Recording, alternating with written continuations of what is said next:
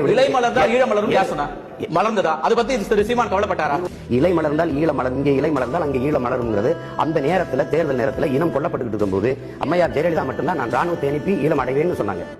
எங்களுடைய சொல்லை கேட்கும் புதிய மத்திய அரசு அமைந்தால் தனி ஈழம் அமைக்க நடவடிக்கை எடுப்பேன் என்று அண்மையில் சொல்லியிருந்தேன்.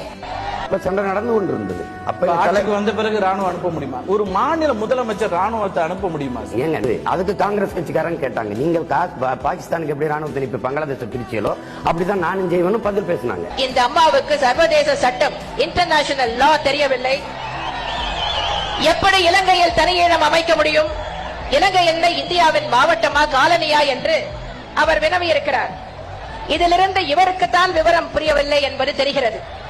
இந்திரா காந்தி அவர்கள் பிரதமராக இருந்த போது கிழக்கு பாகிஸ்தான் மீது படையெடுத்து பங்களாதேஷுக்கு விடுதலை வாங்கி தரவில்லையா? இந்திரா காந்திக்கு சர்வதேச சட்டம் புரியவில்லை என்று சொல்கிறாரா இந்த காங்கிரஸ் செய்தி தொடர்பாளர்?